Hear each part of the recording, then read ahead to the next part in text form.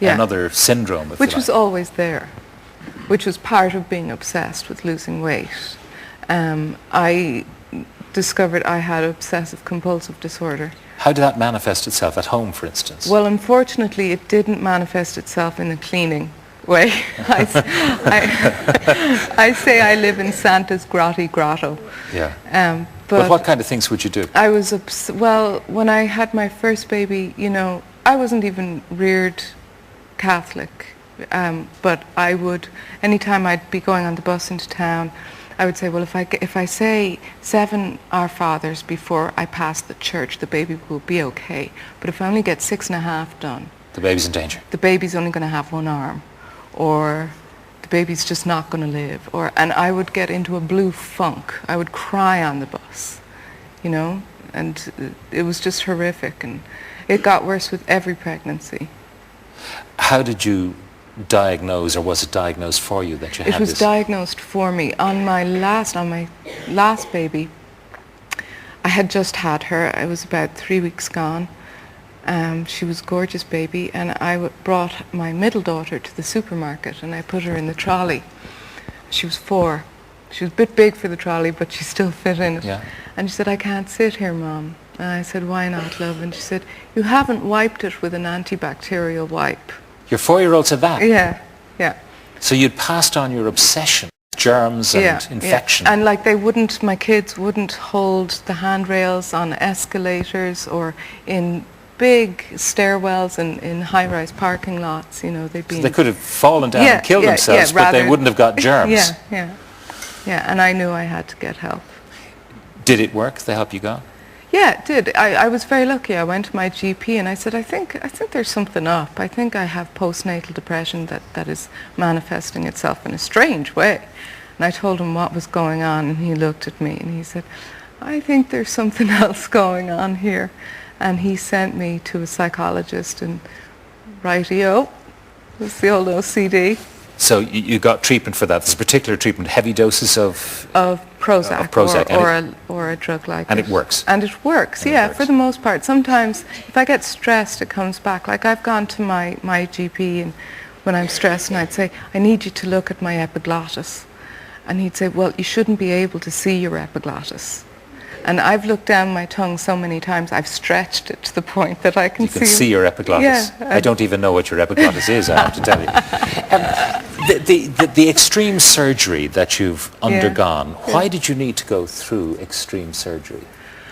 I didn't need to, you know. It was elective, and that is the word that goes through my head every time. What form did it take? I had lost all breast tissue, completely. I had no boobs, just skin. That's because of the time you lost weight so quickly, so radically. Yes, and also, you know, my hormone levels were all over the place, and it was just a mess. And I went in, and my arms, I had huge bat wings of flesh. Even though you had lost the weight, because your skin was so stretched. It's not fat, it's skin. You see, I would look at myself and I'd say, well, I need to lose another stone because, you know, I'm still wibbling when I wave. And but in fact, you'd lost the fat and the muscle. Yeah. And all that was there was skin. Yeah. So I have muscles now. You have muscles now. And what happened? Did they have to cut all that away? Yeah, a lot. Leaving you with some fairly serious scars. Yes, I have big scars, but, well, there they are. There they are. Yeah. But they're scars I chose, you know. Rather than wings. Yes. Scars rather than wings. Yes. Have you more stuff to do? Yes, I do. Yes, I do. It's in July, hopefully. It's going to take 2 surgeons because it's so huge. It's going to look like I trimmed my toenails that time. If the ladies in the audience will understand when I say it's like hooching up your tights. Right, except this is your skin. Except it's my skin, yeah. They start with, you know, you pull up each leg, and then you pull up the belly. Wow. Yeah. I didn't know they could do such a thing. I didn't either. I was delighted when I found out. There's an amusing time when you went, your kids wanted to go to the swimming pool. Yeah. Oh, well, I felt so guilty. I feel like my kids have missed out on so much because, I mean, I'm so modest. Only medical people have seen me naked. And were you obviously embarrassed about the wings and yeah, the... everything, you know, everything. And so I was like, I have to bring my kids swimming. I have to do it for them. So I was watching the Olympics, and I think it was the Michelle de Bruin That's right, Olympics. Michelle Smith de Bruin. Yeah, and I saw what I thought was a miracle. I saw these swimsuits that go from here to here to here. Yeah. And I couldn't believe it. I was like, that is what I've been waiting for my whole life.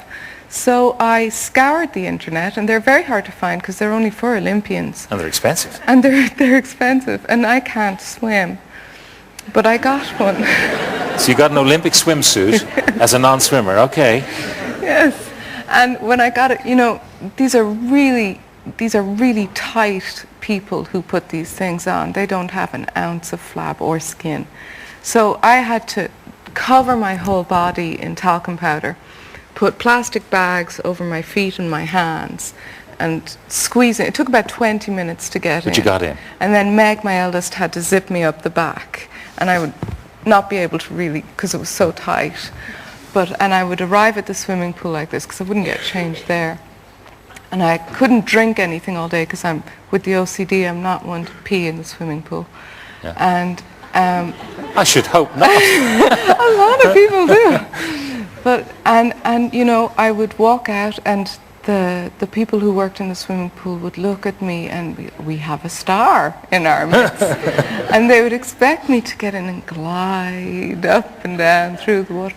And I would get in, and I'd try and sit down, because I was, you know, I'm scared. Of the water? Yeah. So instead of this Olympian, they got this... Yeah, and I would bob up and down like this. And that's all I do. And my kids would just be, oh God, no, it's the human seal. You know? You have come through an awful lot. Yeah, You have come through an awful lot, but you found really a way forward for your whole life. You've discovered a talent, which I'm not surprised about at all. I was. Knowing of your mother and her reputation as an academic and your dad's celebrity as a poet. Yeah. Well, Mum's a poet too. Yeah. You're a writer. I guess so. I guess I am. And it is the only thing that is keeping, apart from walking, it's the only thing that's keeping depression at bay, and working. And it's working. I can't believe it, you know. You found sort of redemption after all of this. Yeah, I mean, I fought it for years. I swore I'd be a plumber, you know. I really didn't want to go into the family business, but here you are. Here I am, and I want to do it, and I am doing it. Well, it's definitely nature, not nurture, because nurture tried to rebel against it, but there you go. Doodle Kennelly, thank you very much for being with me. Thank you so much. Okay, that was fascinating.